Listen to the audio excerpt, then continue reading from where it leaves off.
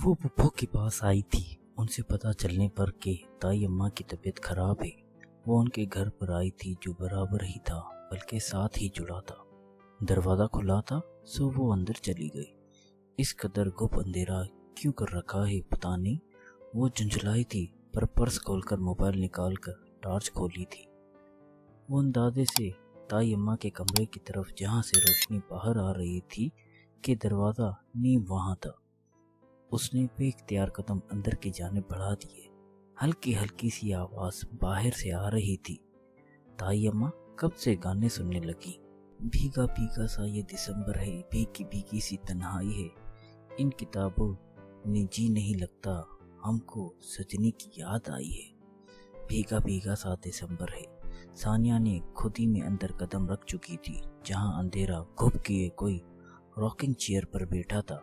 ताई अम्मा, उसने पुकारा था, पर वो रॉकिंग चेयर पर जो कोई भी बैठा था वो लपक कर उठा था। उसकी आवाज पर उसे पकड़कर दीवार के साथ लगाया था।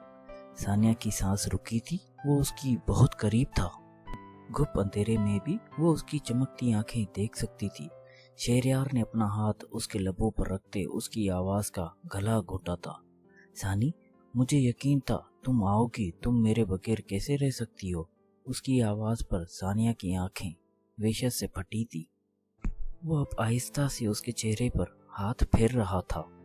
सानिया तड़प उठी। वो इतना गिर जाएगा ये वो सोच भी नहीं सकती थी। मैंने तुम्हें पल पल याद किया सानिया, तुम तो हमेशा से मेरी थी ना।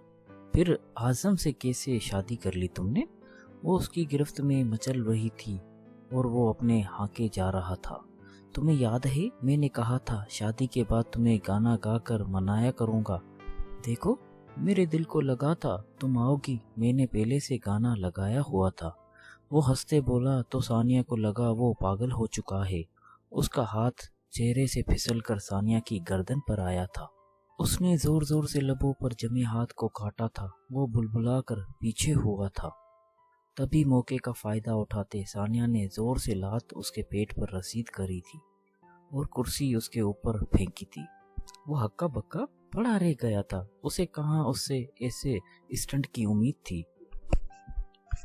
कबल इसके कि वो उठता, सानिया उसके घर से भागी थी और दरवाजे पर लोहे के गेट के बाहर से कुंडी लगा दी थी। फिर उसी दरवाजे से टेक लगाकर उसने सांसें बहाल की थी। अब उसका रुख अपनी गाड़ी की तरफ था। वो अंदर से टूट चुकी थी। वो क्या करना चाहता था उसके साथ, उसे सोचकर ही घिन आई थी। वो उसकी कजन थी, दोस्त थी, बचपन की मंगेतर रह चुकी थी। कोई एक ताल्लुक का पास ना रखा उसने ड्राइविंग करते आंसू पोंछे थे। उसकी माँ पर तरस खाकर उनके रोने गिड़गिड़ाने पर अब्बा ने केस वापस लिया था। पुप्पो तो कह रही थी वो घर से गायब रहता है, ताई अम्मी अकेली होती हैं। मैं सोचकर तो उनसे मिलने गई थी। उफ मेरे मौला, मुझे हिम्मत दे। वो घर नहीं जाना चाहती थी, आजम का सामना नहीं करना चाहती थी। सो दिल हल्का करने घर के पास बने पार्क में आकर बैठ गई थी। दिमाग आउट हो चुका था। जी चाह रहा था कोई हो जिसके कंधे पर सर रखे, वो सारे आंसू बहा ले। बचपन की मोहब्बत के सारे भरम टूट गए थे। अब वो आजम को बताकर उसका गुस्सा नहीं झेल सकती थी। जाने कितनी ही देर उसने यूं ही बेंच पर बैठे गुजार दी थी। पार्क में खेलते बच्चे अब घर को जा रहे थे, पर वो अभी भी यूं ही सोचों में गुम बैठी थी। उसका आईडी कार्ड भी वहीं गिर गया था। सेल फोन डेड पड़ा था, पर उसे होश ही कहाँ था। डैमेट कहाँ गई सानिया। आजम को समझ ही नहीं आ रहा कि कहाँ से पता करे। 8 बज गए थे। वो बाहर कभी बिना बताए ऐसे ही नहीं निकल खड़ी होती थी। उसकी दोस्तों में आयमा और दबीर ही थे। वो तो खुद आजम के साथ थे काम के सिलसिले में। ऐसे में सानिया कहाँ रुकी होगी। फोन भी नहीं लग रहा। फिर दिमाग में झमाका सा हुआ। पुप्पो, हाँ वो कह रही थी वहां जाएगी। अब के वो फरीद साहब को फोन करके पुप्पो का नंबर मांगने लगा था। क्या आपके पास से 6 बजे ही निकल गई थी। नहीं, आप परेशान मत हो, मैं देखता हूँ। वो उनको तसल्ली देता खुद परेशान हो चुका था। वो पार्क गई होगी शायद। अलवीना ने तुक्का लगाया। हाँ मामू, आप ही अक्सर पार्क जाती हैं। नवाल ने भी हाँ में हाँ मिलाई। वो सर हिलाता बाहर निकला था। پارک میں دیکھنے کے بعد اس کا ارادہ سیدھا پولیس اسٹیشن جانے کا تھا۔ یہ کتنی پیاری ہیں ماما، سبھی کو چھوٹی سی گلابی گڑیا بہت پسند آئی تھی۔ بیوٹیفل آنٹی، یہ سبھی لے جائے؟ وہ نشا سے پوچھ رہا تھا جو ہنس پڑی تھی۔ ہم سب لے کر جائیں گے گڑیا کو گھر، بلاول نے اسے تسلی دی تھی۔ نور بھی فرجاد کے برابر ہی کھڑی تھی، پر اس کی ہمت نہ تھی بلاول کے ہاتھوں سے نور العین کو لے کر دیکھ سکے۔ جب نشا کی آنکھوں سے سمجھانے پر بلاول نے بچی نور کی طرف بڑھائی تھی، جس طرح مشکل وقت میں وہ نشا کے ساتھ تھی، اپنے بچے کو ملازماؤں کے پاس چھوڑ کر، اس احسان کے بعد تو بلاول چودھری ہر گناہ معاف کر سکتا تھا اس کے۔ رامین کے چہرے پر الگ سی رونق دوڑ گئی تھی، اس نے پیار سے بچی کو اس سے لیا تھا۔ یہ تو بالکل بابی بیگم پر گئی ہے نا نور؟ فرجاد بھی اشتیاق سے اسے دیکھ رہا تھا۔ نور نے اسبات میں سر ہلایا۔ واہ، یہ بت بولتا بھی ہے؟ نشا کو حیرت ہوئی تھی۔ اس گدھے کو بتا دو بڑا بھائی بن چکا ہے وہ دودو کا۔ بلاول کا اشارہ شاہزیب کی جانب تھا۔ کی تھی کال، پاگل ہی ہو گیا تھا خوشی سے، آنے والا ہے جلد ہی، عالم نے مسکرا کر جواب دیا تھا۔ بلاول نے عرصے بعد بھائی کو اس طرح انسانوں کی طرح ہنستے مسکراتے پایا تھا۔ کتنی کمپلیٹ لگ رہی ہے اس کی فیملی۔ شاید نشا صحیح کہتی ہے، عالم کے لیے ہی صحیح، پر مجھے اس لڑکی کو دوبارہ بھابھی کے روپ میں دی عزت و احترام کے ساتھ قبول کر ہی لینا چاہیے۔ تم نہیں چلو گی میرے ساتھ بیبی دیکھنے؟ شاہزیب نوال کے سر پر سوار تھا۔ ان کا پلین ساتھ گفٹس اور بلونز لے کر جانے کا تھا۔ الوینا بھی اب کی بار ان کی ٹیم کا حصہ تھی۔ ماموں گھر پر نہیں، ایمرجنسی ہے، ہم بعد میں آئیں گے، ابھی تم چلے جاؤ، الوینا نے اسے سمجھایا تھا۔ نوال نے بھی ہاں میں ہاں ملائی تھی۔ فی الحال دونوں کو ہی ثانیہ کی فکر تھی۔ یاسمین تو ہاسٹل میں ہی تھی، انہوں نے فی الوقت انہیں اور فرید صاحب کو کچھ نہیں بتایا تھا کہ کہیں وہ پریشان نہ ہو جائیں۔ بی بی، پارک بند ہونے کا ٹائم ہو گیا ہے، آپ ابھی تک بیٹھے ہو؟ چوکیدار اس کے سر پر سوار تھا۔ اسے یہ پونی میں بال باندھے، اسٹائلش سا نظر کا چشمہ لگائے، ایتھنیک کی کرتی اور ٹراؤزر میں ملبوس یہ لڑکی کافی پریشان لگ رہی تھی۔ بی بی، راستہ بھول گئے ہو؟ وہ پریشان تھا۔ ثانیہ نے بنا کچھ کہے بیگ بینچ پر سے اٹھایا اور تھکے تھکے قدم باہر کی جانب بڑھا دیے۔ وہ یوں ہی سن سی اپنی گاڑی کی طرف جا رہی تھی جب کسی نے گاڑی اس کے راستے میں کھڑی کی تھی۔ اعظم؟ ہیڈ لائٹ کی روشنی میں آنکھیں چھوٹی کر کے اس نے آنے والے شخص کو دیکھا تھا، جس کے ساتھ دبیر بھی تھا۔ اسے ثانیہ کے ہاتھ سے گاڑی کی چابی لے کر دے چکا تھا، پھر اس کا ہاتھ پکڑتے اسے فرنٹ سیٹ پر اپنے ساتھ بٹھایا اور بنا کچھ کہے گاڑی اسٹارٹ کر دی تھی۔ اب آئے گی شامت۔ ثانیہ کو خود اپنی غلطی کا احساس تھا۔ اعظم کے چہرے سے جھلکتی سختی اور غصہ اس کی جان دہلا رہے تھے۔ آئی ایم سوری اعظم، وہ بل آ کر پھنسی پھنسی آواز میں بولی۔ نہیں، وائی آر یو سوری؟ تم تو اتنے آرام سے مل گئی، ہم چھپن چھپائی جو کھیل رہے تھے، ابھی تو مجھے الو کے پٹھے نے تمہیں سرد خانوں میں ہسپتالوں میں ڈھونڈنا تھا، وہ بھی بھگو بھگو کر نہ مارتا تو اعظم کیسے لگتا؟ کم آن، منہ کیوں لٹکایا ہے؟ ایسا کرو یہاں پر اترو اور چھپو، میں تو فارغ نفسیاتی پاگل ہوں، میں آ کر تمہیں ڈھونڈوں گا۔ وہ اسے چپ سر جھکائے دیکھ کر مزید سلگا تھا اور ڈیش بورڈ پر ہاتھ مارتے بولا تھا، آئی ایم سوری اعظم، میری غلطی ہے۔ نہیں، آپ کی کہاں غلطی، میری غلطی ہے، میں نے اتنی جلدی ڈھونڈ لیا۔ اس کے ترکش سے طنز کے تیر کم نہیں ہو رہے تھے۔ ثانیہ کے آنسو ٹپ ٹپ بہنے لگے، ساتھ ہی گھر بھی آ گیا تھا۔ او فار گاڈ سیک، اب آنسو بہاؤ اور مجھے ہی ولن بنا دو، وہ مزید چڑا تھا۔ کیا ہوا تھا؟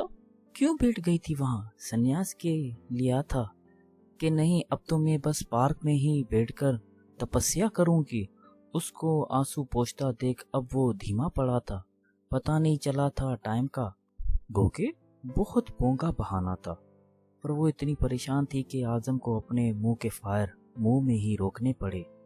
اچھا اب پلیز یہ آنسو پوچھو، اندر بچیاں سے آپا بھی آ گئی ہوں گی۔ وہ دونوں اندر آئے تو دونوں کے سوجے منہ دیکھے نوال اور الوینا نے ایک دوسرے کو دیکھا تھا۔ اوئے الو، یہ کیا ہوا ہوگا؟ نوال نے المینا کو کونی ماری تھی، تم سے مطلب؟ ہسبینڈ وائف میں ہیں، وہ ان کا معاملہ ہے۔ وہ چڑی تھی، ہم بھی تو فیملی ہیں یار۔ نوال نے باقاعدہ برا مانا تھا۔ ہاں تو فیملی کا مطلب نو پرائیویسی نہیں ہوتا؟ کتابیں کھول لو، اپنی فیل ہو جاؤ گی ورنہ۔ الوینا نے اسے ٹھیک ٹھاک لتاڑا تھا، پر چونکہ وہ صحیح کہہ رہی تھی تو نوال بھی کتابیں لینے اٹھ گئی تھی۔ میں آپ سے اکٹھی ہوں، آپ دندے پاپا ہو۔ بڑی مشکل سے وہ سبھی کو لے کر ہاسپٹل سے نکلا تھا۔ نور فی الوقت نشا کے پاس ہی رکی تھی۔ شاہزیب نے حیرت سے اس پتے سے بچے کو دیکھا جو آدم خور عالم پر روب ڈال رہے تھے۔ یہ صحیح سین ہو گیا، بیٹے بیٹے ننا بھائی مل گیا جو اس آدم خور کے کس بل نکالے گا۔ سوتیلے بھتیجے سے عالم کی ذرا نہیں بنتی تھی۔ یہی وجہ تھی کہ شاہزیب کو سبھی عالم صاحب بڑے پسند آئے تھے۔ وہ پیچھے بیٹھے پھدک رہا تھا۔ عالم نے گہری سانس بھری تھی۔ کیا ہے پدے؟ بیلٹ تو لدا دو، وہ مسمسی شکل بنائے کہہ رہا تھا۔ شاہزیب نے منہ پھیر کر ہنسی چھپائی تھی۔ میرے دھر آئی ایک ننی پری، ننی پری، میرے دھر آئی ایک ننی پری۔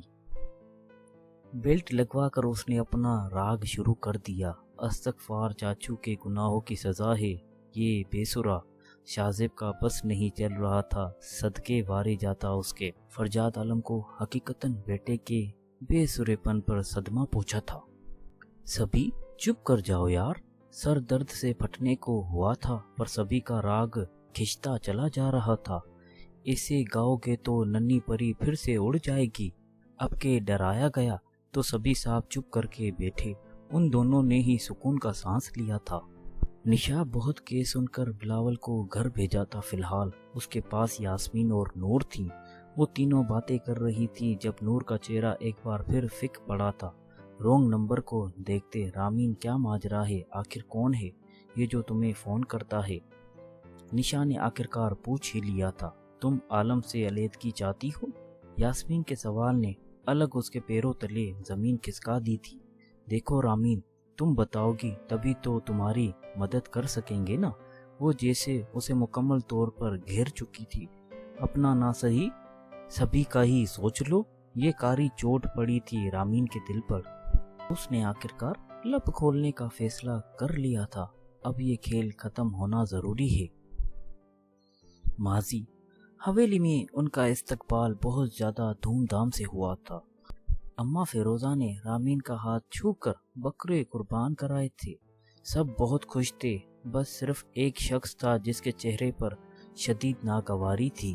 دادی بیگم، انہوں نے تو رامین کے سر پر ہاتھ بھی نہیں رکھا تھا۔ کوئی بات نہیں، جہاں سب نے اپنا لیا ہے تو وہ بھی اپنا لیں گی، اس نے خود کو تسلی دی تھی۔ آخر اس کے جیٹھ بلاول چودھری نے بھی اس کی ماں کے ماضی کو جانتے ہوئے بھی اسے بھاوج مان ہی لیا تھا۔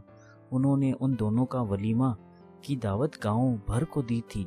رامین بے حد خوش تھی۔ اب سب سے بڑھ کر فرجاد کی محبت، جو اسے ایک پل بھی نہیں دیکھتا تو بے چین ہو جاتا۔ میں تمہیں ساتھ لے کر ہی جاؤں گا شہر، اکیلے اب وہاں میرا دل نہیں لگنا، وہ اکثر فدا ہوتے کہتا تھا۔ یہ اس کی پریگنینسی کے آخری مہینے تھے جب عالم کو بلاول نے ضروری کام سے بھیجا تھا، ساتھ ہی وہ خود بھی روانہ ہوا تھا۔ وہ کافی اداس تھی عالم کے جانے پر۔ مت جائیں نا، یا مجھے ساتھ لے جائیں؟ وہ بضد تھی۔ جانا؟ اگر تمہیں ساتھ لے گیا تو کام کیسے کرے گا یہ عاشق؟ وہ بہلاتا بولا تھا۔ رامین کا دل حویلی میں اس کے بغیر لگنا ناممکن تھا، پر وہ کوشش کر رہی تھی کہ خود کو یہاں بہلا سکے۔ دادی بیگم روز کہاں جاتی ہیں؟ اس نے ملازمہ سے پوچھا تھا جو بری طرح گھبرا گئی تھی۔ پتہ نہیں چھوٹی چودرائن، ہمیں کیا خبر؟ پر رامین کا ماتھا ٹھنکا تھا۔ پھر ایک دن اس نے دیکھا کہ دادی بیگم کی خاص ملازمہ ایک کم سن ملازمہ کو گھسیٹ کر لے جا رہی ہے۔ میرے ساتھ زیادتی ہوئی ہے جی، چودھری صاحب نے مجھے۔ چٹاک کی آواز کے ساتھ تھپڑ اس کے منہ پر پڑا تھا۔ چپ نمک حرام چپ، وہ اسے گھسیٹ کر لے گئی تھی۔ تھوڑی ہی دیر میں دادی بیگم سمیت وہ تینوں گاڑی میں بیٹھ کر روانہ ہو چکی تھی۔ کون سے چودھری جی؟ وہ فریاد کے سوتیلے بڑے بھائی، وہ تو ذہنی بیمار ہیں، تو یہ بچی ان کے پاس رکھوائی کیوں تھی؟ یہ ماجرا کیا ہے؟ وہ دوسری گاڑی میں ان کے پیچھے روانہ ہوئی تھی۔ عالم کی طرف سے اس پر کوئی پابندی نہ تھی، سو ڈرائیور فوراً حکم بجا لایا تھا۔ وہ لوگ ان کا پیچھا کرتے کوٹری تک پہنچ گئے تھے جہاں دادی بیگم اس بچی کو لائی تھی۔ عجیب جیل کا سا ماحول تھا۔ قبل وہ ان کے پیچھے آگے بڑھتی، کسی نے اس کے منہ پر کپڑا رکھ کر اسے بے ہوش کیا تھا۔ وہ ہوش میں آئی تو وہ زمین پر پڑی تھی۔ اس کو کوٹری میں اس کے ساتھ ایک بوڑھی عورت بھی تھی جس کے پیر میں بھی اسی کی طرح زنجیریں پڑی تھی۔ بہت بڑی غلطی کر دی تو نے یہاں آ کر، کمزاد طوائف، ہم پر جاسوسی کرے گی تو؟ کسی نے زور سے اسے گالیاں دیتے اس کے بال پکڑے تھے۔ وہ درد سے بلبلا اٹھی۔ دادی بیگم، خدا کے لیے رحم کرے، میں آپ کے پوتے کے بچے کی ماں ہوں۔ پر وہ نہ رکنے والی تھی، نہ رکی۔ اسے بری طرح ملازمہ سے زدہ کوب کروایا تھا۔ کتنے ہی دن بیت گئے تھے اسے یہاں قید۔ اس کے ساتھی عورت بھی اس کی حالت دیکھ تڑپی تھی۔ چل کمزاد، تجھے رحم چاہیے نا، میں کرتی ہوں تجھ پر رحم۔ اپنا یہ گند لے اور یہاں دفع ہو جا۔ وہی بات دہرائی گئی تھی۔ آپ کا پوتا جب تک مجھے خود نہیں چھوڑے گا، میں کہیں نہیں جاؤں گی۔ میں فرجاد کو ایک ایک لفظ ایک ایک بتاؤں گی۔ وہ ادموئی تھی، پھر بھی ہمت کرتے بولی تھی، اچھا تو نہیں جائے گی؟ تو انہوں نے خود اٹھ کر اس کے بال پکڑے تھے۔ یہ دیکھ تیرا سائیں، تیرا شوہر جس کے بل پر تو اچھل رہی ہے، میرے ایک ہاتھ کی مار ہے۔ بہت لڑا تھا وہ مجھ سے تجھ کمزاد کے لیے۔ میرے بلاول کو میرے خلاف کر دیا کہ وہ تجھ گند کو بھابھی بنا لے۔ تو جان کس کس گناہ میرے خاندان میں ڈالے گی؟ تجھے لگتا ہے میں ڈالنے دوں گی؟ تیرا فرجاد بھی میرے ایک حکم کی مار ہے۔ یہ دیکھ اپنا ٹوٹا پھوٹا شوہر، دیکھ اسے۔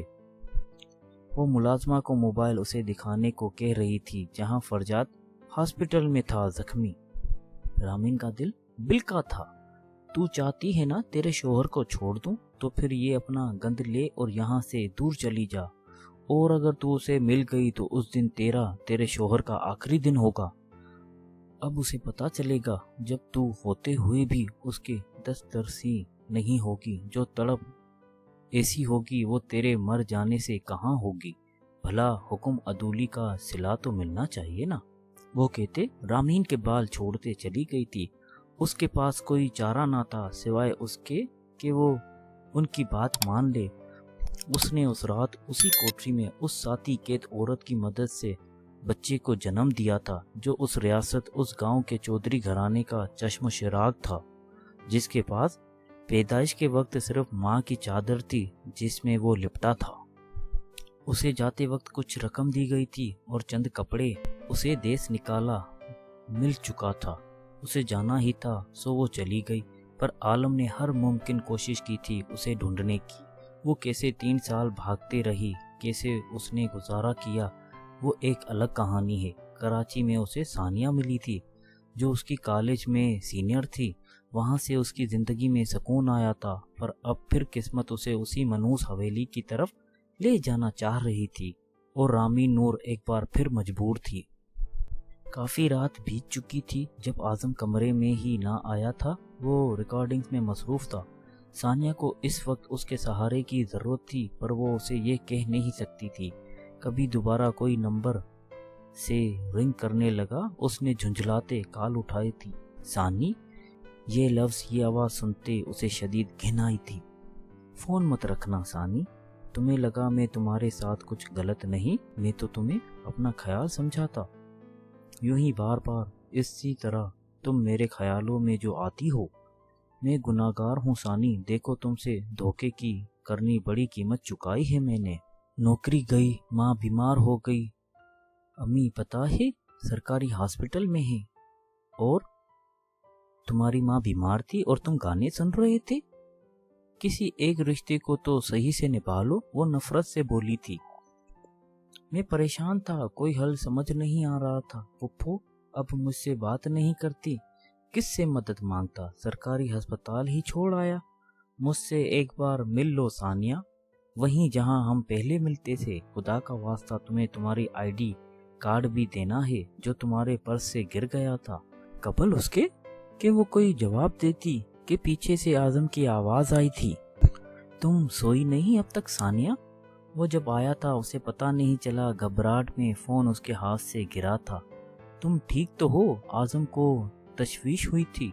उसने अजबात में सर हिलाते जल्दी से फोन काटा था। जी जी जी, उसकी बौखलाहट काबिले तरदीद थी। आजम ने हैरत से देखा था। उसे हुआ क्या है? आजम, आप मुझे ऑफिस छोड़ देंगे कल? वो बहुत उससे पूछ रही थी। उसका दिल चाह रहा था कि वो उसे कहीं छुपा ले, उसे बताए कि वो उसके पास महफूज है। वो बिल्कुल भी शेरियार की बातों में नहीं आई थी, पर आजम को बताने से डर रही थी कि कहीं वो उससे नाराज ना हो जाए। फिर वो ताई अम्मा से उनका आखिरी सहारा नहीं छीन सकती थी। मैं क्या करूं अल्लाह, मैं इस खबीस शख्स से मिलने नहीं जाऊंगी, पर मेरा आईडी कार्ड। उसके ऑफिस छोड़ने की बात पर आजम मजीद हैरत ज़दा हुआ था। क्या हुआ गाड़ी को तुम्हारी? दबीर ले तो आया था। गाड़ी ठीक है, बस कल मेरा वहाँ पहला दिन है। वो कह ना सकी कि उसे डर लग रहा है और उसके साथ खुद को महफूज समझती है। ओह, best of luck sweet heart, but drop करना कल मुश्किल होगा, पर आई प्रॉमिस रात को हम डिनर पर जाएंगे। My treat, okay? वो भी गुस्सा भुला चुका था, सो फिलहाल प्यार से कहता चेंज करने चल दिया था। सानिया दिल मसवस कर रह गई थी। इंसान है वो भी, सानिया क्या क्या करेंगे आखिर? उसने खुद को ही डपटा था। मैं कभी सोच नहीं सकती थी कि वो अपने जहर में अपने पोतों तक को लपेट लेंगी। यास्मीन हुनूस पे यकीन थी। मैं समझ सकती हूँ और यकीन भी कर सकती हूँ वो शायद कोई जहनी मरीज है। उन्हें आदत हो चुकी है अपने आप को दूसरों से ऊपर रखने की। निशा सोच में गुम बोली थी। जहन में बार बार वो मंजर चल रहा था जब बिलावल पर गोली चली थी। रामीन का बहुत ख्याल रखना निशा, मुझे फिक्र रहेगी तुम दोनों की। आप बेफिक्र रहें आपा, उसने मुस्कुराते तसल्ली दी थी। तभी बिलावल अंदर आया था। आज उसकी अस्पताल में छुट्टी होनी थी तो वो उन्हें इंतजामात में लगा था। सामान सिमट चुका? वो पूछ रहा था। हाँ बिल्कुल, सब रख लिया। कब तक जा सकते हैं? यास्मीन पूछ रही थी। बस फिर चलने की करते हैं। आप हमारे साथ हमारे घर चलें, यहीं कराची वाले घर। इंशाअल्लाह आऊंगी, कल बच्चियां भी आएंगी छोटी गुड़िया को देखने। अभी तो फिलहाल घर जाऊंगी। आजम की रात भी कॉल आई थी, अब सुबह भी आई। मैंने बताया तो कहने लगा वो लेने आ रहा है। वो मुफस्सिल जवाब देती अपना हैंड बैग उठा रही थी, जबकि बिलावल निशा को सहारा देते उसकी चादर ठीक करता खड़ा कर रहा था। एक तो बस उन्हें चादर की फिक्र पड़ी रहती है। वो समझ गई थी वो इस मामले में कॉम्प्रोमाइज़ नहीं करने वाला, सो अब उसने भी एहतिजाज छोड़ दिया था। वो अब उसे व्हील चेयर पर बिठा चुका था। फिर मुलाजिम को अंदर बुलाकर सामान उठाने का कहते खुद अपनी नूरुल ऐन को गोद में भर लिया था। निशा रुकी। निशा की मखसूस मुलाजमा साथ साथ व्हील चेयर चला रही थी। डिस्चार्ज के बाद घर वापस लौटने की खुशी और ताजगी निशा के वजूद से झलक रही थी। फरहीन आनी साथ थी, पर वो काफी अपसेट थी। क्या बात है निशु, जब मैंने तुम्हें ले जाने की बात कर ली थी तो तुम्हें क्या पड़ी थी कहने की कि यहाँ आओगी अपने घर? वो खफा थी उससे। आनी, मैं चाहती थी कि आपको कभी अपने घर में रखूं, तो इसलिए उसने निगाह चुराते बोंगा सा बहाना किया था। अब ये तो कह नहीं सकती थी कि बिलावल की आंखों की बेचैनी उससे ये कहलवा गई। वो जानती थी वो उसके बगैर नहीं रह पाता, और नूरुल ऐन में तो उसकी जान आसमाई थी। फरहीन आनी ने ना समझते सर झटका था। खूब भालो जैसे मेरा सोना खुश हो। तुम अभी आराम करो, मैं जरा तुम्हारे लिए यखनी खुद बनाऊंगी आज। वो तो बस उसे खुश देखना चाहती थी, सो गाल थपथपा कर उठ गई थी। बिलावल जो जाने कब से उनके कमरे से जाने की राह तक रहा था, लपक कर कमरे में आया था, पर अरमानों पर ओस ही पड़ी थी उसे सोया देखकर। ये इंतज़ार मेरी किस्मत में लिख दिया गया है शायद। वो फ्रेश होने चल दिया था। واپس آتے وہ اپنے نازک سی گڑیا کے برابر میں دراز ہوا تھا، بالکل اپنی ماں کا عکس ہے۔ میری پیاری سی نور العین، بابا تمہیں اپنی زندگی میں آنے پر خوش آمدید کہتے ہیں اور تمہارے احسان مند بھی ہیں کہ تمہارے توسط سے صحیح تمہارے بابا کے لیے تمہاری ماں کا دل نرم تو ہوا۔ وہ اس کے ننھے ہاتھوں کو چھیڑتے سوچ رہا تھا، اسے بار بار وہ منظر یاد آ رہا تھا جب فرحین کی درخواست پر اس نے نشا پر فیصلہ چھوڑا تھا اور اس نے مسکراتے اس کی طرف دیکھتے اس کو چنتے اس کی بے کلی کو سمجھا تھا۔ وہ اب بے خود سا نشا کو دیکھ رہا تھا جو اس وقت نیند میں گم بے حد معصوم دکھ رہی تھی۔